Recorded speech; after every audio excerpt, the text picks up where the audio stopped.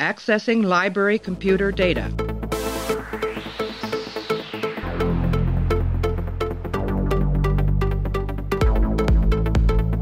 Out there are no saints, just people.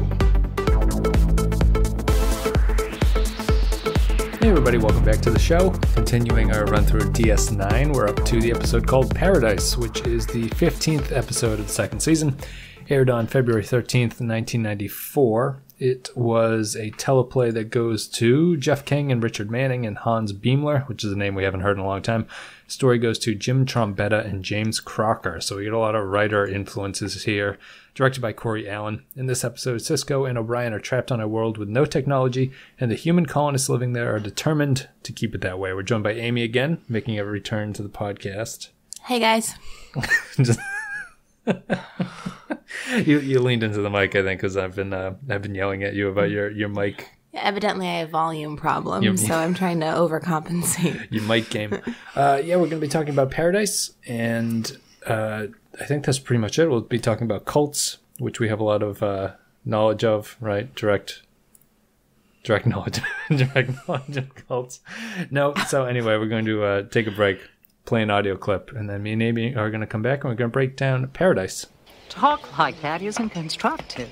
I'm talking about saving the life of one of your followers. You don't understand this yet. No one follows me. They follow their own hearts. My heart tells me to try to get back to my ship. I'm sure it does. But if we'd had that attitude for the last 10 years, we wouldn't have been doing what was necessary to survive here. To find the plants, herbs, molds that cure disease. We've conquered 17 illnesses with the most powerful resource man has. His ingenuity. An interesting philosophy. And while we're debating it, a woman is dying. We're doing everything we can for her. No, we're not. I won't have you disrupting everything this community has worked for, Ben. I don't intend to stay here any longer than necessary. And that's another thing.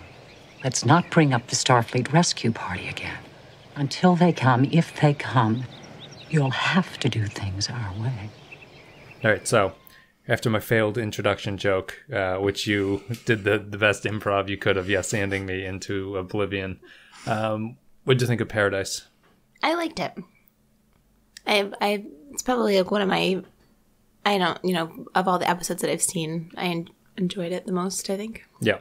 It's I think Paradise is a strong script that, it's kind of an episode that does two things. It shows you like really strong writing, and then it shows you I'll say it's a strong Trek writing, and then there's really awful Trek writing at the same time. So I like generally everything that happens with Sisko and O'Brien, outside of the fact that I don't understand why these two are the ones that are out doing reconnaissance missions to find planets that they can colonize out somewhere. The stuff with them is really good. The morality tale there about the cult and everything, and Sisko sort of standing up for O'Brien and his belief system in a larger way. And then it's got really terrible writing, which is pretty much everything that Dax and Kira get up to in this episode, which is sort of like no stakes, bad sci-fi, goofy stories. Like I think the worst scene of the whole episode is when they lasso the runabout for whatever reason. It's like a totally made up problem that they have to pretend is a problem, and they think that they're knocking on death's door, but they never do because it's just a silly sci-fi thing that they solve. And then it's paired off against the really good storytelling of the rest of the episode. So I don't think we need to spend too much time on the Kira and Dax stuff, unless you want to say what you thought of that material. No, yeah, I just had a hard time following what was happening in that whole scene, and then she never says lasso. I was like, is she gonna lasso that ship? And then when they hold their breath after, I'm like, did it fail? I didn't even know what the outcome was. And maybe that's just my own. We have the running problem, the running joke kind of on the show is that some of the worst Star Trek dramatic scenes are when someone is counting down, saying in 10 seconds such and such a thing is going to blow up, and the camera's shaking, and everyone's going oh, it's really bad drama. It's really bad writing, and it's the same. It's they don't use the word lasso when they do it, so it's what does she mean? She's going to rope them? She's gonna rope. And I thought it was supposed to be some I guess it was some kind of nod to what was happening, you know, on the colony where O'Brien and Sisko are, where they're kind of like merging these like, you know, with their high-end technology, kind of like bringing in this like old school kind of like primitive. Oh, that's a good point.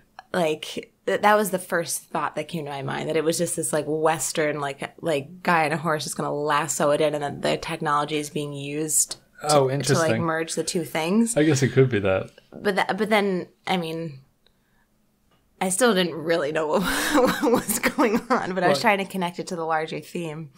I mean, yeah, I guess we're spending a lot of time on that scene just because of how goofy it was. Well, they say they can't beam over because they're at warp, right. Which I think they've done that previously in the series, so I don't know why it's that big of a problem to do it now. But I do like your, that's a very English lit explanation, I think, of the I know. I'm once an English teacher. Always, I can always try to find some kind of connection. Should one exist? Well, we had Trexpertise, Kyle from Trexpertise, come on to discuss the end of Discovery, and Trexpertise is a very successful YouTube channel that does like critical analysis of Star Trek and sci-fi and stuff like that. And his reviews of Discovery, I find, were more that way. Like so maybe you should write for Trexpertise about how to. Yeah, we do need. Yeah, I do need to add more income to our family. So maybe I'll start your own. I'll throw in a resume. Yeah. Support Amy's Patreon over at patreon.com/hugeb. Huge B/join my cult. I think those are both violations of Patreon's terms of service. But we'll talk about Paradise here, which is, I think we're going to be, you know, after it wrapped up, you kind of looked over and you're like, I think that was good. Do you think that was good? I think that the patron feedback is actually a little bit more reserved or mild on this one. But I've always kind of liked this episode, and I think that it's really strong for a good portion of it, and then the ending kind of lets it down a little bit. Well, sorry, if I could just jump in. Although it doesn't make much sense that Sisko would be with O'Brien doing this reconnaissance, you kind of need Sisko in this episode because I think he kind of makes this episode. That if it wasn't him coming face to face with, is it Alexis? Yeah, Alexis. I don't think it would have the gravitas or the effectiveness. Like if it was Kira or somebody, I don't know. Sisko, his acting is so good that, you know, it's kind of like these two ideal, like they're both driven by their own set of principles. Both are unwilling to let them go. So I think like those two coming head to head, and him like getting back into the box at the end, you know, like he's like, I'm not gonna sacrifice who I am out of fear for you, which is how you've run this colony. That's not how I run my ship, and that's not how you're a leader. Yeah. It was actually conceived, the episode was written with the point of showing Sisko as heroic, because they hadn't had a Sisko episode in a while. And I'll jump ahead here because there was well, do I want to do this? We have one patron thought that I thought was really kind of an interesting way that I had never actually looked at it. It's Ken Sito. Do you want to read Ken Sito's comment? We'll just skip that. But I think it's a good springboard into what we can talk about. Paradise. I really enjoyed this one the first time I saw it. Taking away the technology left our characters at the mercy of any psychopath with an agenda, which made for interesting drama. While I can see now that the plot's been a bit cobbled together to achieve that effect, it's still a really interesting episode. I was reading some fan opinions saying that it was racially disturbing having Sisko being put through humiliating situations without the heroic payoff that Kirk or Picard would have expected. All I can say is, as a white Australian teenager in the 90s, Sisko getting back in the torture box rather than compromise his principles made him a hero in my eyes, when nothing else up to that point had really done that. So what's interesting to me about that is that I had never really considered the point, and I think it's true, that Sisko is remarkably, I don't want to call him unheroic through the first 1.5 seasons that we've watched, but he is reserved in a way that the other captains are not, like either mostly by the writing of it. Like he's not asked to have the sort of like Kirk monologue at the end of the episode where Kirk like rails against the wrongs that have been gone, or Picard has his a more low-key version of that where he sort of explains the situation. Sisko operates a little bit more in the background, and he's more reserved of a character, and he's quieter, even though he's equally sort of principled as those other two in his own kind of way. But the episode is interesting because of how much they push the Sisko heroic aspect of it. And I think it works really well for him because the way that he shows his heroism is a reserved, quieter way than Picard and Kirk do it. So I think it's like a really good way to write that character and a really good way to show and not tell, which is the strength of the writing of the Sisko and Miles O'Brien stuff on this episode. And in contrast to how weak the Kira is, where there's no show and it's all tell. The stuff on the planet with the cultists is all show and very little tell. Almost, I think you could criticize the episode. It doesn't actually tell you enough about what's going on with them. Yeah, I would agree. And I think what sets Sisko apart is like he's kind of this everyman captain, where I think one of the more powerful things about him is the immense loss that he experienced prior to becoming the commander of Deep Space Nine. Yep. He lost his wife, and and I think that disenfranchised with Starfleet. Yeah, and I don't really know enough about Kirk, and I know a little bit more about Picard, but I don't, aside from Picard's experience with the Borg, which changed him, I think that, like, Sisko's prior experience lends itself to a type of quiet, kind of principled nature, where he doesn't feel the need to show his status.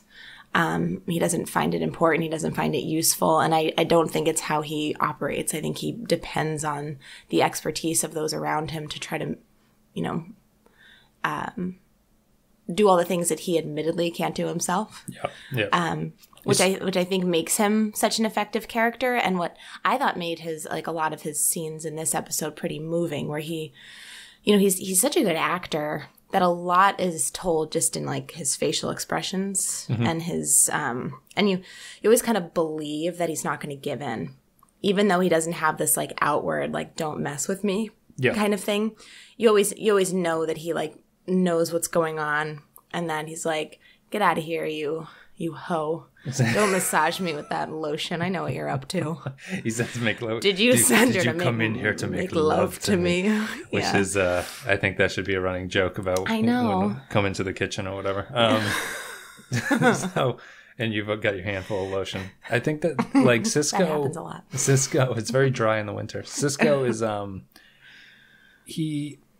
Brooks is, I've always described Avery Brooks, the actor who plays him, as a little bit, he's kind of limited, but he's very good at what he has, very high highs and very low lows.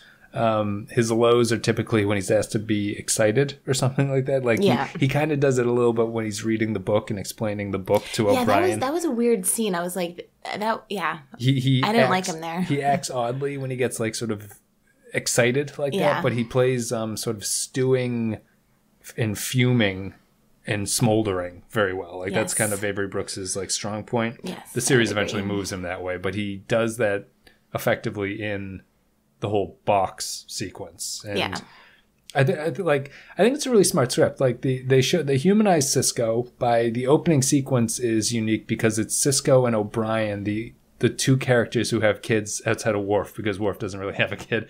The two parents actually having, it's not a very good writing conversation, but they're talking about kids, their kids growing up. And it's a conversation that Kirk and Picard could never have had. Like Picard is too stuffy and Kirk is not a father and Picard isn't either, but there's sort of a difference there where Sisko is much more, as you were saying, like the everyman that can bond with the crew in a way that the other captains really couldn't. Kirk could bond with the Bones and Spock, but it was never really like an underling situation like O'Brien and the ladies. Yeah, they're bonded to him. But the writing's really smart outside of them. The direction is good too. I don't know if you noticed because it was the first time you've seen it, but when they stumble into the village for the first time, the camera settles on the box, and the box is in the foreground, and then those guys are in the background. It kind of reminds me of it's not really anything like it, but it reminds me of that short story, The Lottery, for some reason. Yes. The Shirley Jackson Shirley Jackson thing where the short story is basically like a person's going through their day getting ready for a lottery in the town, and everyone gets there and they draw pieces of paper, and one person has a black dot on their paper. And then all the other characters in the town pick up stones and then stone them to death. It's like the one outlet of the year or whatever that the people of the town and get it's to a totally random choice too. It's not in this case where the punishment is deserved. It's wronggoing, and it's not even really deserved to put someone in a hot box for there's stealing a there's candle. There's a reason that they're being punished as opposed to... Yeah, I don't know why it reminds me of that. Well, I think it reminds... For me, I think it's an interesting analogy because I think it shows how people just stand around and don't do anything. That there's this like... The cult mindless acquiescence to what's going on, which is something that's a little bit difficult to believe about the colony too, where, you know, everyone just kind of yields to Alexis. You'd think there'd be some kind of contingency, especially of Starfleet officers, that would just be like, okay, like we'll just be a hippie commune now. Like that works for me. You'd like it. It just feels like there wouldn't be someone like O'Brien who would like really just want to figure out what's going on. That like it didn't take him too long to figure out that it wasn't that stuff in the river. I don't know if they're Starfleet officers. I know one of I wasn't thinking that as I was watching it, I kind of thought that they were, but I don't think they ever say that they are. The one's an engineer, which is just kind of makes sense that he would be on a ship. But I don't know I doubt that they're Starfleet, because if they were Starfleet, I'd have a hard time buying that they folded so quickly to. But they were some kind of scientist. I mean, Alexis must have been a scientist. Well, I think they were always colonists trying to go somewhere, and she crashed them onto this planet. Because I think at the start that Guy Joseph says that they were en route to some other planet for something, and then they crashed and they were stuck on this planet. But I think that the Ira Stephen Bear, who's one of the head producers at this point, and the director were unhappy with the way that the episode actually turned out, which is surprising because I think it's a very good episode. But their issue with it was that they don't think that they balanced the 2 points of view well enough and I didn't have a problem with the balance up until the very end. And I don't even know if I really have a problem with the way that it ends, more just the fact that it seems to come out of nowhere, really, where the colonists are like, no, we're going to stay. Like, we'll see you later. Because up to that point, they had seemed like they had wanted to go if given the opportunity. There seemed to be some interest or curiosity about leaving. Since it's not that long that they've been there. It's not as if they've like spent a generation. Right, there's a generation of people that have like only known that. It's like 10 years, so they all still remember it pretty well. Yeah, I agree about that. I didn't love kind of the mindless followers of Alexis. Like I kind of wanted a little bit more. You know, I guess it points to how easy it was for her to just like kind of become a dictator. Yeah. And you know, maybe she handpicked the people who came with her. Who knows? Like, I guess that is implied because she had planned this. Yeah, a while. She's been and she probably handpicked people maybe who would be. Well, you'd think that at that point maybe they'd be more amenable to it. I don't know why she had to trick people into going there. That's kind of a cobbled together narrative reason. Like, why don't you? I'm sure she could find out. She herself says that she's found followers. There's a lot of scientists who like endorse what I believe. Yeah. It's, you think she could find 20 people? Yeah, that's a good point. Like, who wants to come with me and like start a colony? Then you know. Yeah, that's a good point. So, I mean, that's kind of a weak, cobbly writing aspect to it. That it's only done to give a little bit of drama towards the end, but I don't know if that makes sense. Like, if the end reveal had been that they were all willing to be there, like from the start they'd chosen to do this, it's like, okay, that's a little bit more of like, then it's almost like a horror thing. Like Sisko has to like look around and being like, oh, Jesus, like everyone here is a zombie kind of on some level. Right. And I don't think that I think they do a good job of being like vague in their cultiness of like, you know, the clothing is a good thing. I like the writing about like, just wear these clothes, like just wear these. And Sisko never wears the clothes that they want, just to wear the clothes. And then it ties in nicely at the kid shoots O'Brien's uniform with the arrow at the end.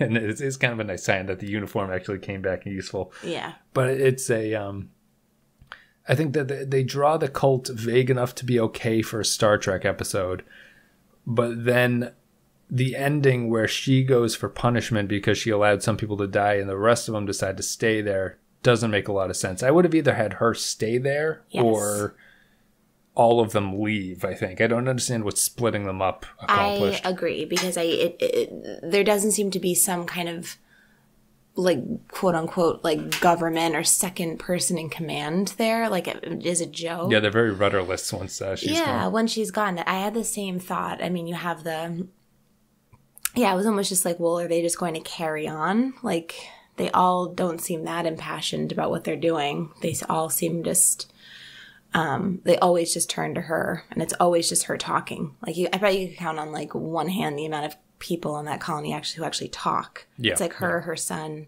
and Joe, and then the sex one, the sexy and Asian lady. that's it. It's like there's like no personality. Does the son even talk? I don't think the son says a single word in this script. Not that it's a big deal, but when he says at the very start, he's like, "Run to your mother and tell them the people here," and he walks off quietly. And oh my gosh, yeah, maybe he doesn't talk. He might never say anything. That's a really good point. I think the cult representation is good, and I appreciated the show what it was having Sisko say. So I don't know if I'd have wanted there to be pushback, or if you weakened Alexis a little bit, or not weakened her, but if you made her more appealing to the audience, because she comes across as kind of a dictator in this. Like, you don't get the sense that the rest of the colony is staying there because they actually believe in this, which I think is where the problem from the ending comes out. Right. So if you wrote her more of like a gentle religious figure who has this kind of harsh punishment angle, but like you could see why people would stay with her, as opposed to her sort of being like, oh no, maybe don't explore the woods, like let's go find some apples or something. Like, you don't really get the positives to the cult that I think the episode is saying that are there because the people want to stay with her. They just give vague senses of it's a very modern thing about, like, you know, all the modern teeth gnashing about like lack of community now because everyone's online and listening to podcasts about Star Trek and not going out and going to church, whatever people do. So I like that is kind of timely or timeless, maybe. Like I always feel that's kind of, it's an interesting, and especially in a Star Trek-y sci-fi way, where these people are just sort of smothered by technology to the point where the characters are all in the best way possible, because I love the show, but like the characters are a very bland representation of humanism. And so like it's a very sort of not very interesting. To have this cult pop up is fascinating. Yeah, and I thought it was interesting too that like she needed the technology in order to even make to get there in the first place, to make this like natural, quote unquote, like natural society thrive. There's nothing really natural about it. Would she have had a problem with O'Brien's compass thing at the end? Is that technology? Yeah, but I mean, he used to use the tools at his disposal. I think you could make an argument for... Should we have an argument about like whether, like the pawn argument about whether or not this is like, we'll pick items out and say, is this technology or is this not technology? I mean, I think it's primitive technology, like a sundial or something like that. Clothing is clothing technology? I mean, I think anything they've used to make the clothing is considered technology. But the clothes aren't. And clothes are the product. Are your clothes technology? I don't know if clothes would be considered technology. I don't think so. I mean, but I might be wrong about this. But I would consider the tools that they are using to, like, weave together. I'm just going to look it up because wool or whatever they're using for their clothes is the technology. The application of scientific knowledge for practical purposes, especially in industry. So I guess and he conveniently skipped over part B of the definition, which is machinery and equipment developed from the application of scientific knowledge. Right. But could clothing be equipment? Because weaving is technology. But does that make your equipment, which is your shirt, also technology? No, I think the equipment is part of the technology, like the freaking pedal or like the thing that would like pull the strings together. Why are we talking about this? This is what the podcast we had does. Just so everyone is aware, while we were making dinner tonight, Wes returned back to this pawn argument because he was upset that people agreed with me about the definition of a pawn, and we talked about it for like another 15 minutes. I'm correct about. Okay, yeah, that's fine. You and Alexis are sewn of the same cloth. You can write about it in your journal tonight. My whole point about I think I had a point. The whole point is that, like, if you're breaking down the logic of her argument or the logic of any kind of Luddite people, is how far does technology, like a club is technology? Like if your chimps using a stick is considered to be like tool use. I think probably in Alexis's universe, if it's taken naturally from like the resources around them, but that's what she wouldn't have a problem with it. But that's what every, I'm not saying you're defending her belief, but like every bit of making technology is taken from something around you, because it has to be. You just assemble things that you have at your disposal into something else. You know what I mean? Yeah. Like so where do you draw the line? I guess we're just kind of criticizing where do Luddites say like this is okay, or the Quakers, how do Quakers think that a car engine is no good, but they can drive around on a horse and buggy? The wheel is okay, but not an engine, not a gas powered engine. Yeah. I don't know. Yeah, a lot of gray. And I think like the main thing is what makes her world so flawed and her leadership so flawed is that she essentially is the one that decides this. Yeah. And it's entirely unnatural just to silence the ideas of others. It's very top down, which I guess it just comes back to the conflict of like, it's not particularly democratic, so why would all the people be people who would potentially have a problem with that? That seems to be the weakness of that sort of angle there. But I think she's pretty effective as a character, even though she's a little... it's a 45-minute episode. She has to be a little bit on the nose, and they have to kind of... I think they do a very good job of revealing the insidiousness of the situation over time. Like, it starts off with her sort of being like welcoming them, and then you get a little hints of it, and then you see the kid in the box, and then you get more and more about the clothing and the sex workers and all that stuff. I think the girl dying was probably the more like upsetting thing, is that she was completely okay just letting people die. She has the tools to keep everybody alive, but she chooses not to, just so she can like maintain her ideals in practice. Yeah.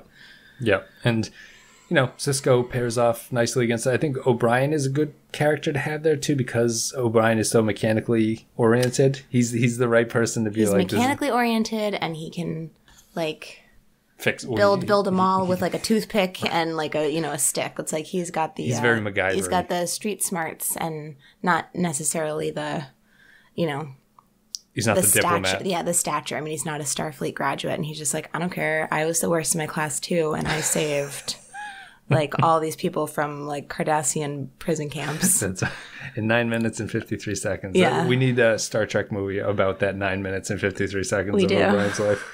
But yeah, he's very good to have. Sisko's great to have. It doesn't make a lot of sense why they're out there together with each other, but I think that they are the right pairing. Yeah, they're definitely the right pairing. It works okay, and yeah, whatever. I mean, like as a viewer, like a casual viewer of the show, like I don't really think about that. Mm-hmm. I'm like, okay, Sisko's doing this. Like that's fine with me. Yeah. You would say you had a line about it takes you 5 minutes to sort of settle into a Star Trek mindset, so you kind of miss whatever they're talking about. Well, the hardest part of every Star Trek episode for me, and this is embarrassing to admit, is like the very first cold open. Yeah, the cold teaser. Open. Where they use like all this technical language and they lay there's no captain's log in this one, so it's just the two of them. Well, maybe there is, but they just lay out what the setup for the episode is going to be. Yeah. And I think you have to. It's usually where I feel the most nervous, where I'm like, oh my god, how am I going to podcast about this? I don't even know where they are. I think the key is to not listen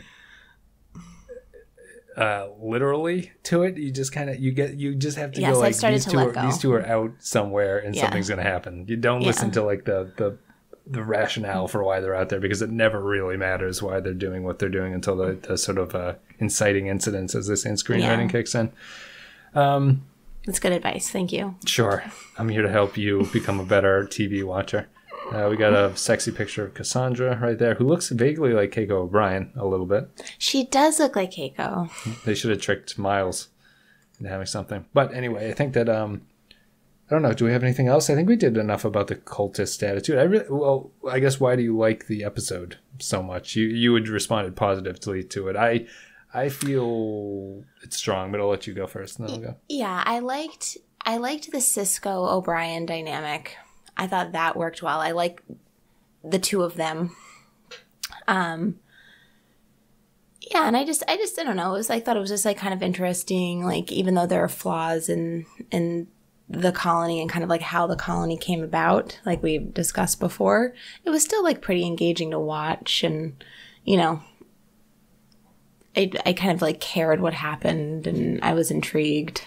I think it's a mature script that is not super on the nose, and you can also sort of think about it outside of it. Like, they don't wrap things up too nicely for you. You can think about it. Yeah, you're kind of left feeling unsettled. Very unsettled by those two children looking at the box. I mean, I thought that was like a pretty, like, ooh.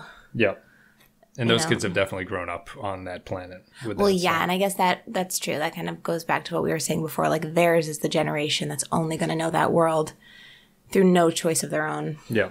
And I guess you could argue children don't have much of a choice about the world they're growing into or brought up into anyway. Yep. But there seems something particularly nefarious about that one, because they're not really given the whole story. They're like born into a lie. Yeah, they're sort of the Waco cult people. Like, they're just kind of stuck in that building, and as the FBI is firebombing them or whatever. Or that I actually Good think. Image. Well, I think I'm actually putting too much blame on the FBI for what happened there. But I like the.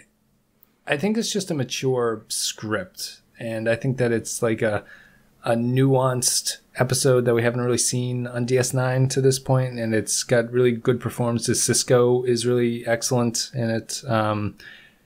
I do like it's. I get a strong. It rarely happens, but I get like a good, like, strong emotional reaction to Sisko's thing of going back into the box the second time, like that. Like, Star Trek episodes don't always do that for me, so it's.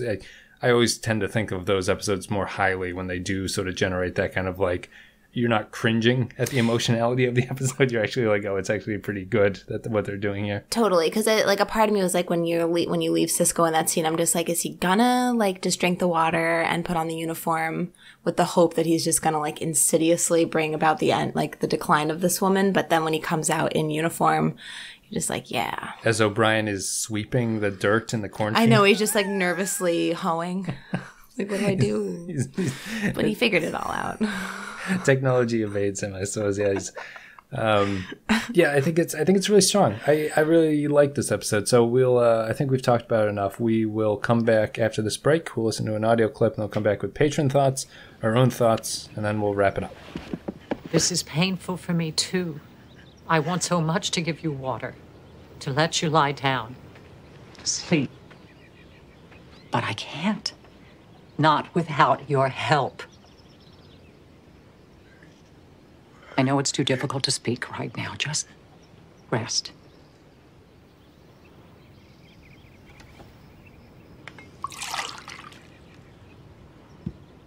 Change doesn't come easy to you, Ben. I realize it.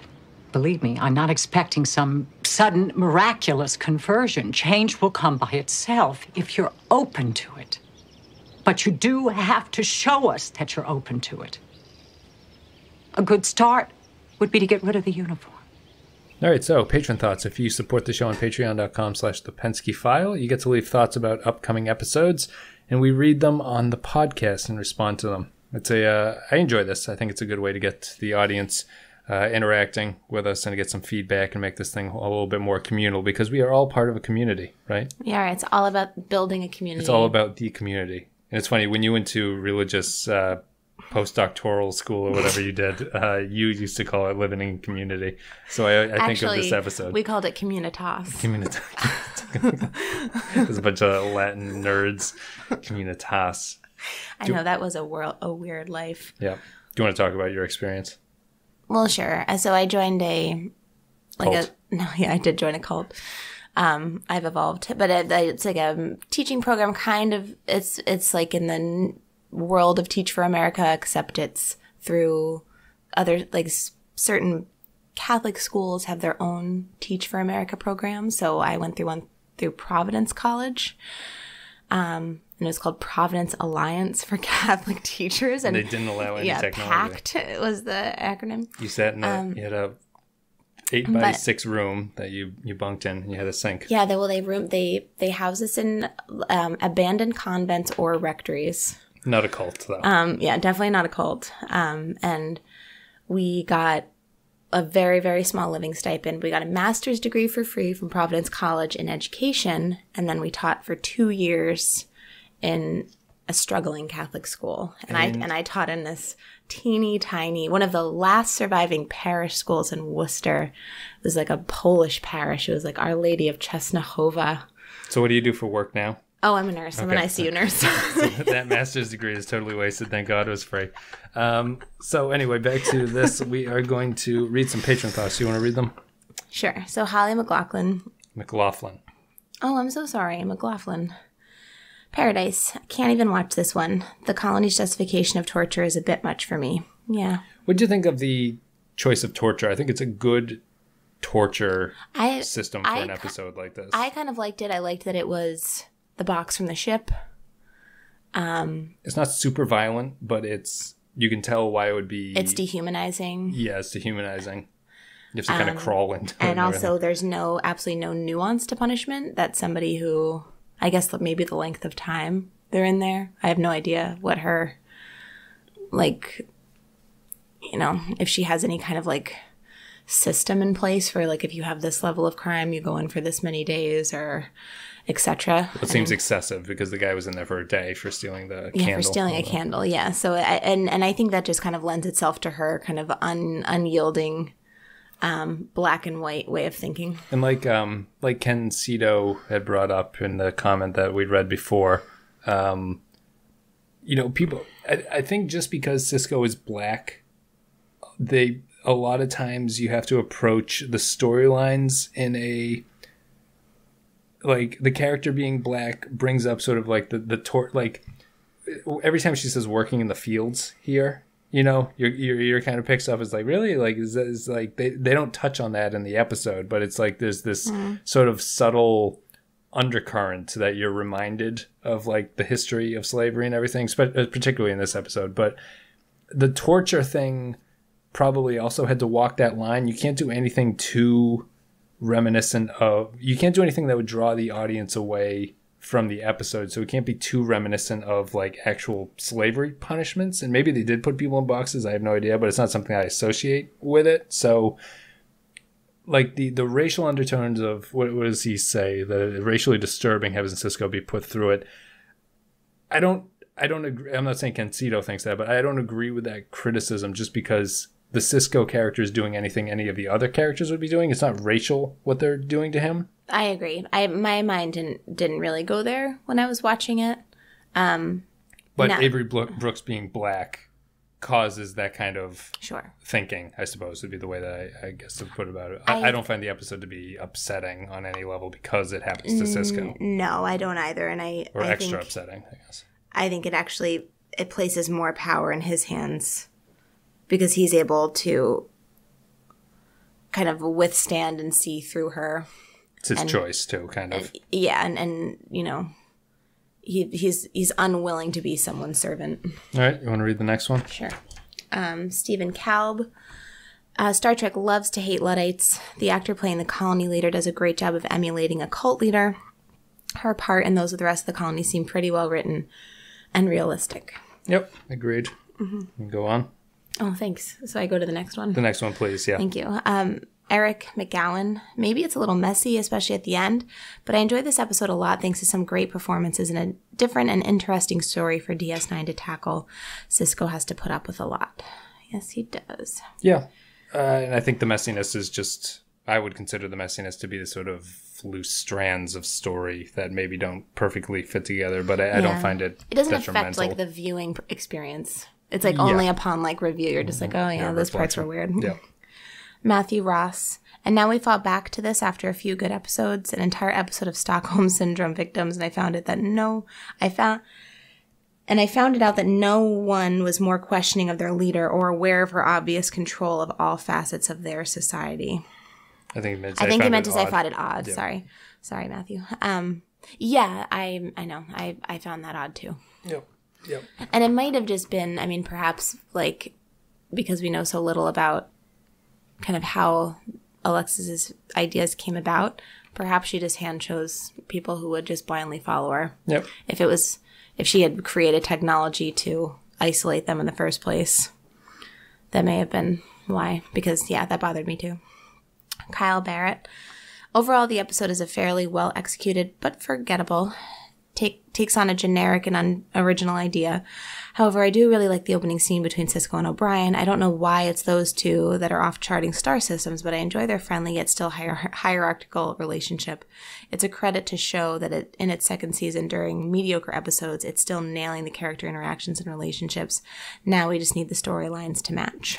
Yeah, I'd agree with the general consensus. So I think this episode is better, or I enjoy it more than Kyle seemed to at that point. But I do like the banter between the crew members. They do have the characterization more in line. They don't stress the O'Brien. There's no scene of like O'Brien going like, "Let me into the box," instead of him. Like I appreciate stuff like that. A little bit of restraint. The Dax and Kira are okay if they're not having a goofy cornball thing to do, but they interact with each other okay, although Dax is still fairly weak as a character and an actress. Yeah, she's a very stiff actress. Stiff actress, yeah. They cast her I just for kind her. of like, my shoulders are like up by my ears whenever she is talking, because I don't know. It's funny, I didn't used to think it was that bad, but now after I've been watching so many of the episodes in a row, I definitely do preface every Dax scene with sort of like oh boy, like let's hope she gets some contact on the ball here and just knocks one. At least she's easy on the eyes. Yeah, that's why she was obviously hired and stuff. Although, you'd think that. Yeah, as Clay said, you'd think that the character is written to be recast very easily because of the Dax symbiote, but yeah, they wanted to keep her. They kept her around for a little while. Yeah. Let's see here. I think we're done. Mm-hmm. So, on our scale of 1 to 5, on our scale of 1 to 5, what do you give this episode? I mean, as a non-Star Trek watcher, I enjoyed it. So I mean, in light of the fact that I haven't seen the strongest Deep Space Nine episodes, I would give this one like a weak 4. Mm-hmm. I give it a 4 as well. We're getting a lot of consensus of not between us, just us, but between everybody on this. We're all kind of falling into step with each other about what we give things. Everyone gave Whispers a 4. I mean, like what Clay and and Modi and Neil, who did Whispers with us and stuff like that. But that's because you tell us what to think. This is actually a scripted show. Yeah. It's like Lore, that podcast where the guy reads the scripted show for 10 minutes. This is all scripted. We're just great actors. That's right. We're like the anti-Dax. We are. I know she should have learned from us, but she missed that day. Anyway, I'm going to give it a 4. Amy will give it a weak 4. I think I'm going to give it a straight 4, I think. Yeah. I would show this episode to someone if they said, show me a good Deep Space Nine episode from season 2. I would say this one could be watched. Yeah, I would agree. I guess I'm giving it a weak 4 because I don't have a good context of the show as a whole. And it's still just the second season. Anyway, that's about it, guys. Thank you very much for listening. Thank you, patrons, for giving your thoughts. If you'd like to give thoughts about upcoming episodes, you can support the show at patreon.com/the Pensky File. You give a couple dollars a month, you get extra stuff like podcasts, and you get the ability to talk about upcoming episodes. You get to, I don't know what else there. There's vlogs, there's Q&As, there's all the podcasts, blah, blah, blah. Blah, blah, blah. You can go to Facebook, you can go to Twitter, follow us on those things. And then the new thing is Discord. So if you use Discord, which is like a Skype-like chat thing, you can join our server. There'll be a link in the video description of the podcast. There's a little bit of talking going on there. It's a little bit more of a casual back and forth, more like a little chat room. So it's fun. Get to talk about things, but only if you use Discord. You can check that out. I don't know if you want to download it your own to check it out too. Amy, you're going to download some Discord, chat it up? I'm still figuring out how to clean out my email inbox. I'm not quite there yet. Email 0. And that's about it. So thank you very much, guys. And as always, the patrons who are the captain tier always get a shout out at the end of the episode. So, Captain Tier patrons are Vincent Adultman, Stephen Cobb, Eric Johnson, Nathan Elliott, Ewan Tibbetts, Decker Sebastiani, Neil Brennan, Carrier Mobility, Doug Valcamp, Michael Pond, Bradley Killens, Rune Vendler, Jay Stanley, Mike Burnett, Matthew Ross, Ben Douglas, Kyle Barrett, Joint Mango, and Tark Latif. Guys, thank you very much for supporting the show. Thank you, Amy, for coming on, for being one of the few female characters in this podcast. Do you know what our on YouTube, just on YouTube, do you know what the ratio, not the ratio, but the percentage of listeners that are male versus female? This is just YouTube, so I don't know what the MP3s are. 80%, 20%, 80% male, 20% female. It's probably 97% male, 3% female. Good job. Yeah. So way to reach like a big like volume of people.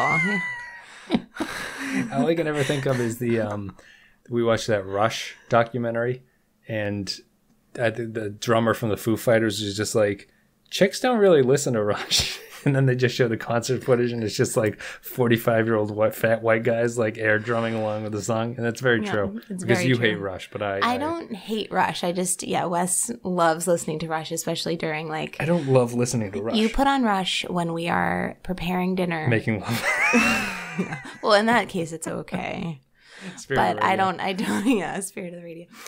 I don't like listening to it when like Alistair's screaming for dinner and... It's like in the background. I feel like I'm losing my mind. There's no dig. If people digga to Amy is double bass drum metal, basically. And any metal song that has double bass drum, Amy calls it digga the song. It's just too loud. I think that's our non sequitur, though. We talk about Rush. Sure. Anyway. But I do like some Rush songs. Yeah. I like that Spirit of the Radio song. Yeah. It's a good one. Yeah, Rush is, I don't know, but girls don't like Rush is the point. It's not my choice to put it on. Mm-hmm, mm-hmm. Same with why you can be the female voice. Why would my male to female ratio, barring all sort of maybe men use your YouTube more than women or something like that. Why would the ratio be so skewed? Well, I think more men watch Star Trek. I know, that's what I'm saying. So why do you think that is?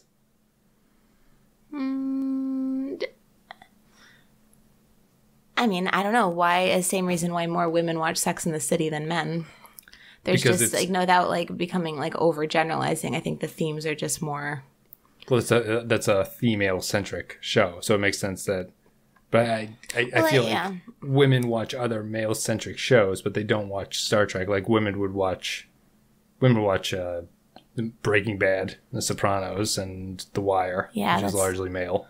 That's true. Maybe it's like the time of when it came out has to do with that. Maybe if like Star Trek, like Next Generation or Deep Space Nine came out today, I wonder if more women would watch it versus in the 90s. I wonder what the makeup of people watching Discovery is. On Twitter, it's a lot of women watching Discovery. So maybe it has to do with the timing of it and just like the nature of TV then versus now. Well, you'll be back at some point. Because TV's changed a lot. Think about what it means to be a woman and come back on the next episode and explain why. Yeah, I'll wrap it up.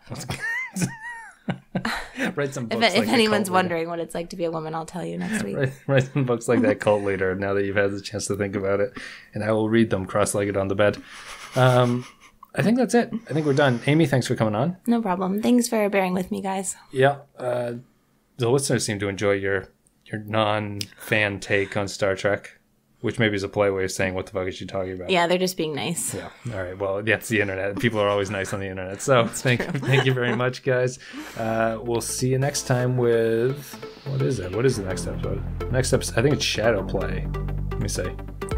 It is Shadow Play. All right. So Clay will be back for that one because it's slightly Dominion related. But otherwise, we will see you next time.